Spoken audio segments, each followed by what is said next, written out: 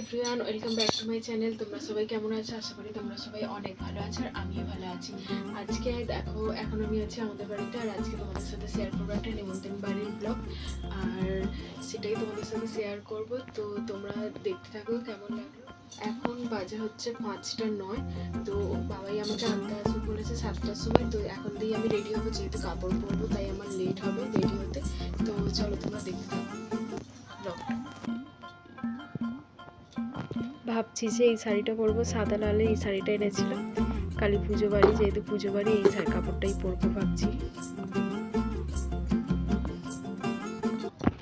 কাপড় পরা হয়ে গেছে, এবারে খালি চুলটা বাঁধবো। চুলটা খুলে যেতে পারবো না, রাত্রিবেলা যাব, গাড়িতে অনেক দূরে, তার উপরে আবার আমার শাশুড়ি মাও থাকবে আমাদের সাথে। চুল খুলে যাচ্ছি দেখলে আবার আমাকে বকবে, তাই চুলটা বেঁধে নিই। চুলটা বেঁধে নিলেই আমি পুরো রেডি হয়ে যাব। তো চলো চুলটা বেঁধে নিয়ে তারপরে আবার তোমাদেরকে দেখাচ্ছি। চুলটা বেঁধে নিয়েছি, খালি জাস্ট একটা খোপা করেছি, কারণ সেরকম কিছু আমি এখানে নিয়ে আসিনি, ফুলও লাগাইনি, কারণ ফুল এসব কিছু আনতে আমি ভুলে গেছি। তো চুলটা এমনি জাস্ট খোপা করে নিয়েছি। তো চলো আমি রেডি পুরো, খালি হার আর কানেরটা পরেছি, ব্যাস এটা আমার ফাইনাল লুক। আর আমার মা আমাকে অনেকবারই বলেছিল যে গায়ে কিছু দে, এরকমভাবে যাবি, গাড়িতে ঠান্ডা লাগবে, অনেক দূরে পুজো বাড়ি। আমি বলেছিলাম যে না, এখন গরম গরম পড়েই যাচ্ছে, বেশি ঠান্ডা লাগবে না। আর এত দূরে যে পুজো বাড়িটা আমি জানতাম না, তো রাস্তায় প্রচুর ঠান্ডা লাগছিল।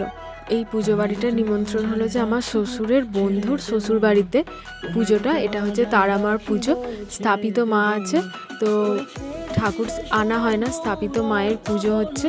আর আমার শাশুড়ি মা ফুল আর মিষ্টিটা দিয়ে দিল। আর আমি এখানে মায়ের মুখটা ক্যামেরায় ঠিক মতন করে তুলিনি, কারণ অনেক জায়গায় ঠাকুরের মুখ ক্যামেরাতে তুলতে বারণ করে, তো তার জন্য আমি তুলিনি। জানি না কে কী বলবে, তার জন্য আমি এখানে ক্যামেরাতে মায়ের মুখটা তুলিনি। আর পুজো সেই সময় দেখলাম আরম্ভ হয়নি, রাত্রিরে মনে হয় পুজোটা আরম্ভ হবে।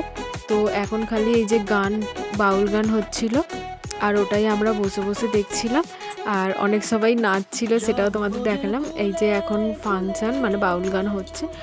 আর ওইখানে কফি নিয়ে এসেছিলো, আমাকে বললো যে এখন খাবে। আমি বললাম যে না, এখন খাবো না, পরে কফি আমি নেবোক্ষণ।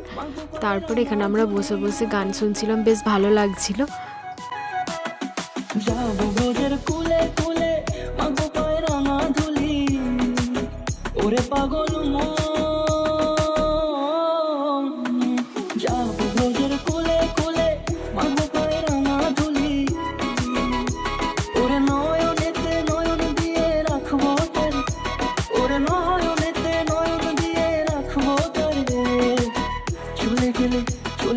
যেতে দেব না, না না যেতে দেব না, তোমার মাঝারে রাখিব, ছেড়ে দেব না, তোমার মাঝারে রাখিব, ছেড়ে দেব না, তোমার মাঝারে রাখিব, ছেড়ে দেব না, তোমার মাঝারে রাখিব, ছেড়ে দেব না।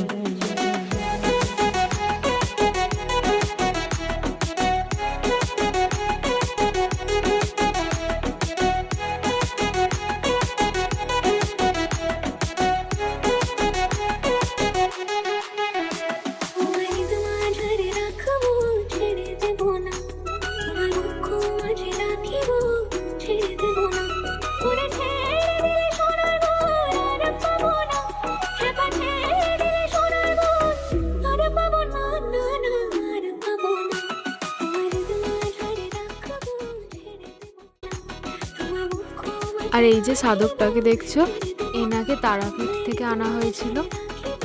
উনি যে ওখানে যে যজ্ঞ করবে সেটাই ওখানে সাজাচ্ছিল, তাতেই কত সবার ভিড় হয়েছিল। আর আমরা দেখতে গেছিলাম, তো ভিডিও করলাম।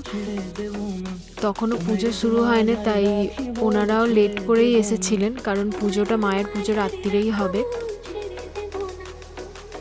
অনেকক্ষণ ধরে বসেছিলাম, তারপরে বাবাইকে বললাম যে চলো একটু তাহলে কফি খেয়ে আসি, নিয়ে এখানে কফি নিতে চলে এসেছিলাম আবার। তো এখানে দাঁড়িয়ে দাঁড়িয়ে আমরা একটু কফি খাচ্ছিলাম। বেশ জায়গাটা খুব সুন্দর ছিল, গেটের বাইরেটা খুব গাছ, বেশ ভালো লাগছিল জায়গাটা। তো আমরা বাইরেই দাঁড়িয়েছিলাম এখানে।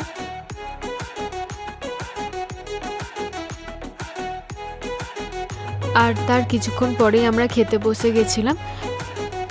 তো এখানে খাওয়া দাওয়া কমপ্লিট করে কিছুক্ষণ আরও একটু বসেছিলাম, আর তখনও দেখলাম মায়ের পুজো শুরু হয়নি। তারপরে আমরা বেরিয়ে গেলাম, কারণ আমরা অনেকটা দূরে যাব আর অনেক রাত্রিরও হচ্ছে, তাই তাড়াতাড়ি বেরিয়ে গেলাম। তাও তাড়াতাড়ি বলবো না, তাও 11টা বেজেই গেছিলো ঘরে আসতে আসতে। আর আমি ওখান দিয়ে একেবারে শ্বশুরবাড়ি যাইনি, ওখান দিয়ে একেবারে আমাদের বাড়িতে গেছিলাম। তো ওইখানে বাবাই ছেড়ে দিয়ে এসেছিলো আমাদের বাড়ি অবধি। তো আজ পর্যন্ত ভিডিওটা এতটুকুই। যদি ভালো লাগে একটা লাইক করে দিও।